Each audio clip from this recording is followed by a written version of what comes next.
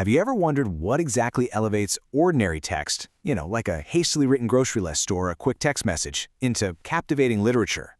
I mean, structurally speaking, a grocery list and a Shakespearean sonnet are both just words on a page, right? So what is that magic ingredient? Well, in this explainer, we're unpacking the 7 distinct traits that transform everyday words into timeless works of art. Here's our roadmap for this explainer. 1. Defining literary characteristics. 2. The spark of creation. 3. Language and deep emotions. 4. The mirror of society. 5. Themes and moral values. And 6. Your literary toolkit. Let's dive in. All right, Part 1. Defining literary characteristics. So, what do we mean by characteristics? They are simply the special features or qualities that make a piece of writing literature. Think of them as the DNA of a great book. Without these specific qualities, writing is just conveying raw, boring information. But with them, the writing becomes a lived experience. There are 7 of these foundational features, so let's break them down one by one. Moving right along to Part 2, the spark of creation. The very first characteristic of literature is imagination. A writer uses their imagination to conjure up characters, places, events, and ideas completely from scratch. But honestly, here's the most fascinating part. Even when a story is based on real life or dry historical facts, the writer still relies heavily on imagination to make the narrative more interesting and meaningful. It's what actually breathes life into the facts. Take fantasy novels, like the Harry Potter series, for example. They brilliantly illustrate the sheer power of this trait. The magical places, the totally unique events, the compelling characters, literally none of it exists in the real world. It is pure imagination, yet it makes the story feel incredibly real and impactful to us as readers. Our second trait is creativity. Because literature is fundamentally a creative form of writing, every single writer brings their own unique style of expressing thoughts and emotions to the table. This creativity is exactly what makes every literary work completely different and original. It's basically the author's unique fingerprint on the page. I mean, you could have 2 authors write a story about the exact same historical event, but their unique creativity means the resulting literature will feel completely different. Part 3. Language and deep emotions. So our third characteristic is the beauty of language.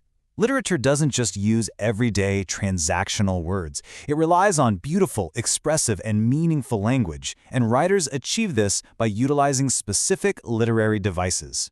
We're talking about the simile, the metaphor, personification, and rich imagery.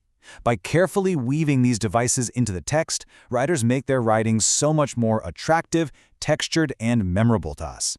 But hey, beautiful language isn't just there to sound pretty. It serves a deep, resonant purpose. And that brings us to our fourth trait, the expression of human emotions. Literature captures and expresses the full spectrum of what it means to be human. Love, happiness, sadness, fear, hope, anger. Because literature articulates these feelings so perfectly, we, as readers, are able to connect emotionally with the characters and their experiences. When the characters feel fear, our pulse quickens. When they feel hope, we feel uplifted. Part 4. The mirror of society. The fifth characteristic is that literature is a reflection of society. It actively reflects society, culture, traditions, and historical events. When we read a piece of literature from the past, it acts almost like a time capsule. It helps us deeply understand how people lived during completely different periods of history, how they thought, and exactly how they went about solving their most pressing problems. Because of its profound ability to reflect history, culture, and human problem-solving, literature is often famously called the mirror of society. It shows us who we were, who we are, and sometimes who we are becoming. It's a profound reflection of the human condition across literally all eras. All right, Part 5, Themes and Moral Values. Our sixth trait is the presence of universal themes. Good literature discusses themes that are highly relevant to people across vastly different countries and entirely different generations. These common universal themes include concepts like love, friendship, justice, and freedom, alongside family, sacrifice, death, and hope. What makes a theme universal is that it remains deeply meaningful regardless of time or place. Think about it. A story about sacrifice written 300 years ago in a totally different country can still move you to tears today. In the 7th, final characteristic is moral and intellectual value. This is where literature directly empowers you. Good literature teaches valuable lessons and vigorously encourages readers to think critically. By exploring completely different perspectives through the eyes of various characters, it helps us make more thoughtful, informed decisions in our own real lives. Literature doesn't just entertain us, It fundamentally educates our intellect and fine-tunes our moral compass. Bringing it all together in Part 6, your literary toolkit. So why does all this matter? Understanding these characteristics gives you a really robust toolkit. Recognizing these traits allows you to truly enjoy reading on a much deeper level. It helps you think critically about what you're consuming. It improves your own language skills by exposing you to that beautiful writing we discussed earlier. It helps you understand different cultures, and perhaps most importantly, it develops your empathy and your own imagination. These are the exact tools you use to effectively analyze poems, novels, and dramas. Okay, let's do a high-energy, rapid-fire quick revision to lock this all in. What makes literature literature? 1. It uses imagination. 2. It is uniquely creative.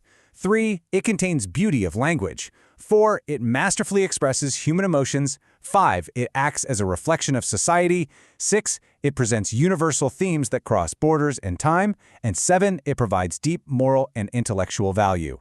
If a piece of writing has these 7 things, you are holding literature in your hands. And now, quiz time. Let's test your new knowledge right now. Question 1. Which characteristic makes writing unique and original? Question 2. Why exactly is literature called the mirror of society? And question 3. Can you name 2 universal themes off the top of your head? Take a quick second to think about your answers. Before you go, I want to leave you with this one thought. The next time you send a simple text message or write an email, ask yourself, what is it missing that keeps it from being art?